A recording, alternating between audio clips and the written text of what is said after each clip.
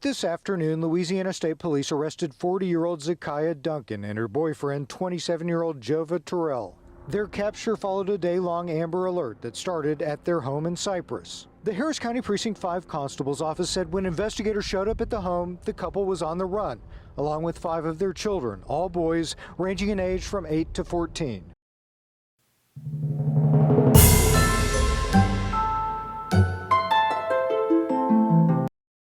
Hey you guys, we're back again. We're gonna do a little video for y'all on our meal that we're preparing today. So remember, always get your family time in. Family time is always the best time, so get your family time in, you guys, always. Come here, Fat.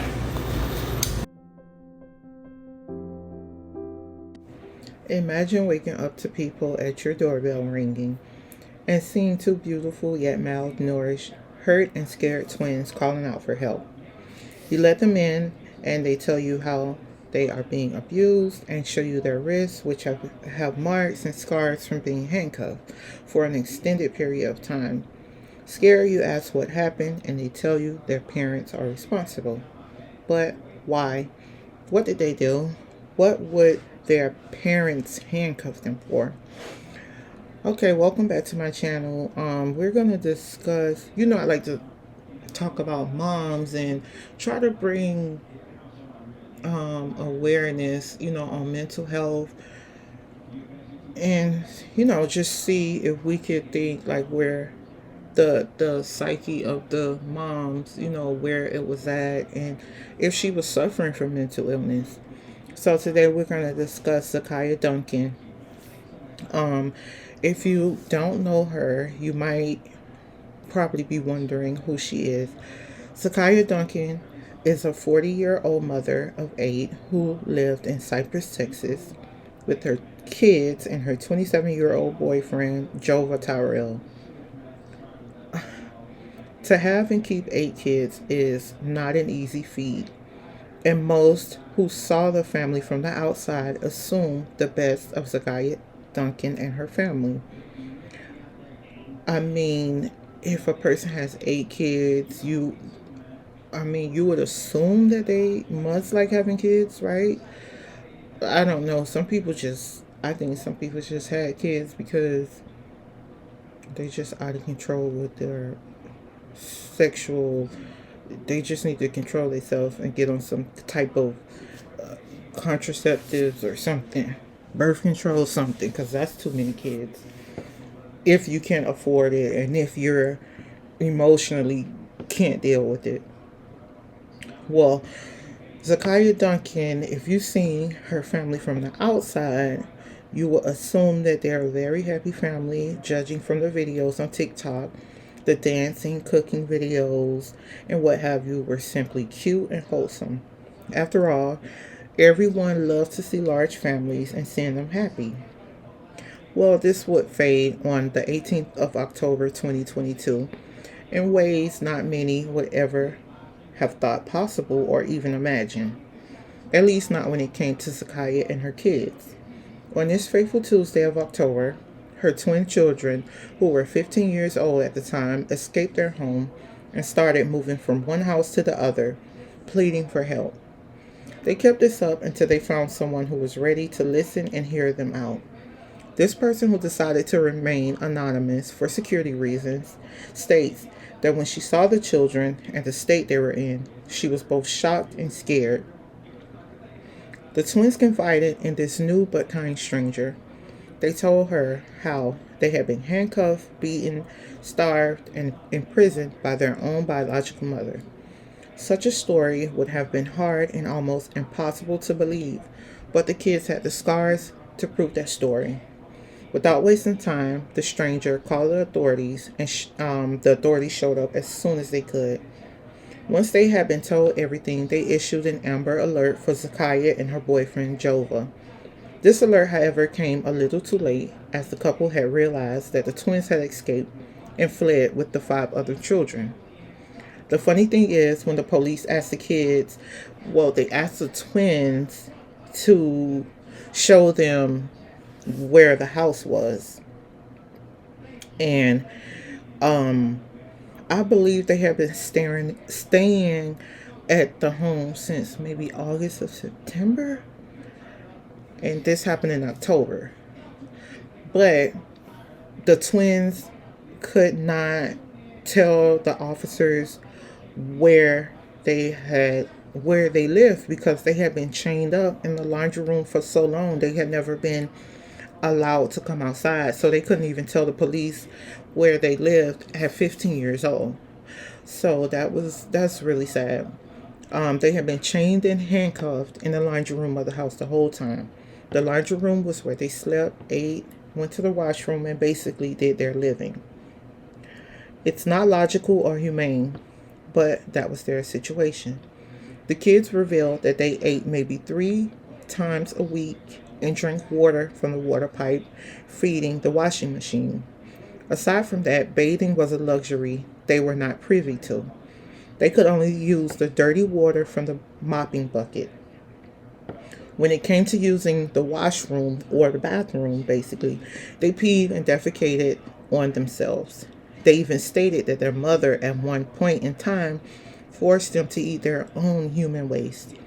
Aside from that, they have had to drink bleach and other corrosive chemicals as well. Sometimes these chemicals were smeared on them, and even their private parts were not spared. They were young teens who were being locked up. If you know anything about the teenage years, you know it came with a lot of energy and exploration. On days when the kids had too much energy, Zaikiya forced them to take copious amounts of Benadryl, sometimes up to 20 tablets at a time. As if that wasn't enough, they were also assaulted on a regular basis by both Zaikiya and her boyfriend, Jova. I mean, this is one of the most inhumane things, that, it's really bad, for a mother, someone that is supposed to have unconditional love when nobody else has love for you is your mother. You would expect that from your mother. And just in case you were wondering what ages of the other kids are, the twins were the oldest of the 8 children living with the family. The rest of the siblings were between the ages of 7 to 14. Authorities were naturally very worried about them given the ordeal of the older twins. A few days after the alert had been issued, the couple were captured in Louisiana. If you count it, you'll notice that I mentioned she had 8 children, but we only discussed 7 so far. Well, there's another sibling whom little is known about, but I'll talk more about that later in the video, as this child was not directly involved in any of this. So, after the twins escaped, the couple decided to try and move back to Louisiana. Why they tried to move to Louisiana, no one knows, but they were picked up en route to Louisiana. Once they were finally in the grasp of the police and the other children were safe in protective custody, investigations began, which only uncovered even more abuse. Now you have to understand that up until the time the twins escaped, Zaikiya had been posting videos on TikTok that depicted a happy family, like cooking. Like I even saw some, it was like cooking. They looked happy. These TikTok videos usually included the younger 5 siblings. It was thought, or rather hoped, that they had been excluded from the abuse, but that didn't seem to be the case. The other kids had also been subjected to abuse. Deeper probing also revealed that Zaikiya actually had a history of child abuse, which dated back at least a decade to the time of their arrest. She had been investigated twice because of this. She had been charged with 1 count of cruelty to juveniles in 2012, along with Nicosa Manina, who fathered 5 of her children. They were investigated when teachers discovered that their 5-year-old child at the time had burns to his genitals, feet, and other parts of his body. The burns were so bad that they had to send the child to the ER. Medical experts suspected that the child had been submerged in boiling hot water. While there, authorities were notified and they headed to the home of the couple. When the authorities arrived at the home, they found a 20-month-old girl bound with duct tape at her hands and feet and wrapped in tight clothing. The other two children at the time were also found to have had some bruises and were also sent to the hospital for treatment. Basically, their kids were being subjected to horrific disciplinary tactics. Sometimes they were even forced to sleep on the floor of a locked closet. Zaikiya's defense, when the authorities found the other children like this in 2012, was that she didn't realize that the water was that hot and caused all those burns like that, because she wouldn't have sent them to school like that. As disturbing as that was not the last time Zaikiya would be involved in anything related to child abuse. In October of 2019, Zaikiya was also convicted of cruelty to a child. She had allegedly deserted one of the kids, and the funny thing is, this case has little to no information on it. Some suspect that this child may have been taken from her, which is why only 7 out of the 8 kids were with her when the events of October 2022 occurred. This child is also suspected to be the one who was sent to the ER for the burns in 2012. You must bear in mind that these things were happening in Baton Rouge, Louisiana. So I'm guessing that's why she moved to Texas. And it's almost like she started over in Texas, because that other child was taken from her. If anything, it looks like they formed a basis for what happened to the twins, all of this in Texas. Remember the other 2 kids from early in the story?